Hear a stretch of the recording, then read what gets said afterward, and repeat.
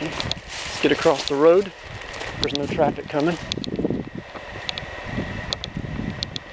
This is a big bulb, or I don't know if it's a bulb, but it's a big thistle right here. Might be a horrible thistle. When some people can eat these, and they're edible, the roots are edible, and some it's edible in fact. But for me, it's not edible. It's not palatable. Maybe is a better way to put it. It's edible, but it's not palatable. To me, it makes me sick, actually. You know, I mean, I have to be honest about it. But the preferred method, I think they say, is to catch one of these thistles when it's very small, about the first or second year, when they're just a small rosette on the ground, and then pull up.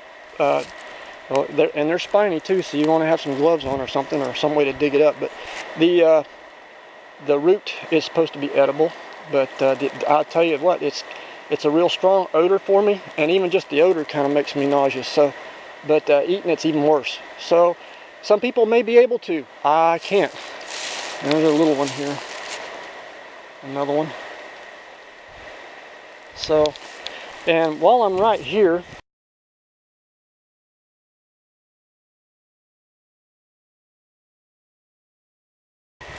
let's talk about something else that I see right here that's very important.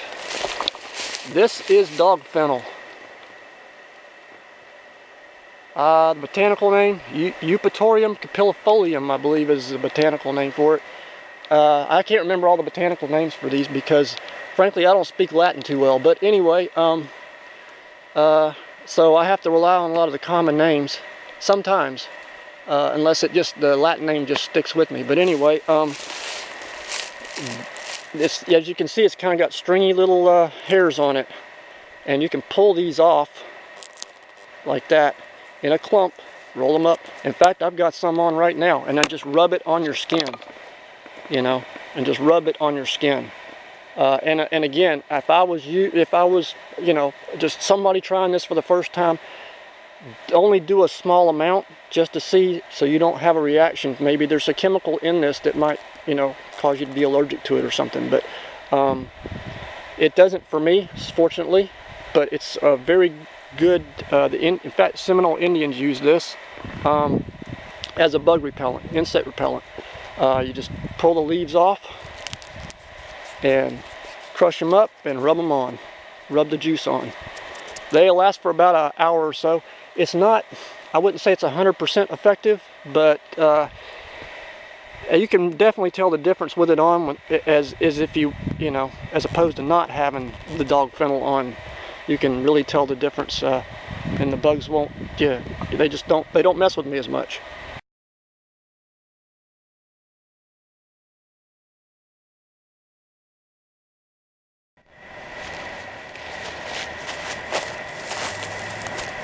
Hi folks, thought I'd take a minute, part of the berry video. What I've got here is, you might recognize this basket from a previous video. It's just one of them. So this is the one of the coiled cattail baskets. I usually make one of these about every so often. Mostly for berry picking, but it's a blackberry, briar, or bramble, and they're probably one of the better tasting berries out here. I do like the flavor of these. The only problem that I have with them is that all the seeds in them. There's just a lot of seeds, but they're really good. The flavor's great. So anyway, it's my it's a little tart, but they're good. And you want them ripe like that when they're kind of dark, like almost black looking, really deep purple. And that's what I got the basket for, is to collect my berries in. But we'll take a look at the plant.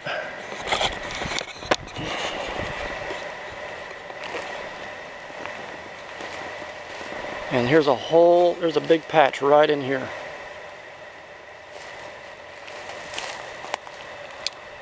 And you can see the unripe ones, the red ones, along with the ripe ones. And there's just a lot of them in here. So they're actually beating out the blueberries and huckleberries, it seems like, for all the ripe ones.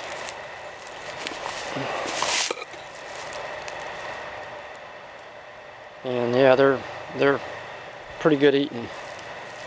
As you can see, there are plenty of thorns on on them, and and they're not fun. So you kind of have to gingerly pick your way around them, around the thorns. But I guess one of the other things you could I could mention about the blackberry briar or bramble is you really don't want to eat a whole lot of them, because if you do, it does kind of tend to be a stopper for you, as far as if you have it's actually a good plan if you have diarrhea, dysentery or diarrhea or something along those lines.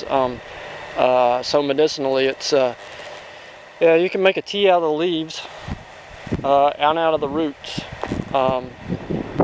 if you can get past all the thorns. But you don't want to. I wouldn't. You know, a lot of people like the blackberry tea. It's made from the leaves, and that's fine.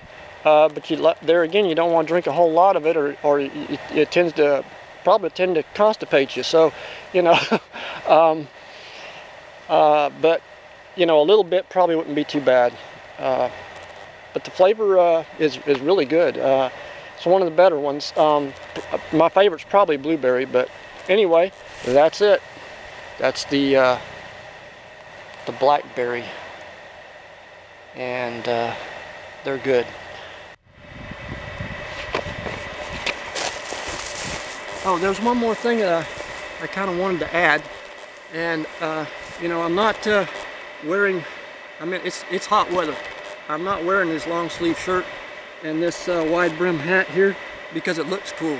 I'm wearing it because of the sun, and it's good to have you know, some long sleeve on. Yeah, it's hotter, but you know, you keep the sun off of you, and with the hat and the longer sleeves, it's hotter, but it protects the skin more, and you know, it's kind of something to think about, you know. So in case you don't really want skin cancer if you can help it. So anyway, that's why I've got it on now. We're getting into the hotter months. It's not really hot yet.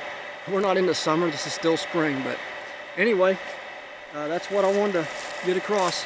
So I'm gonna go get some more huckleberries. Thanks for watching.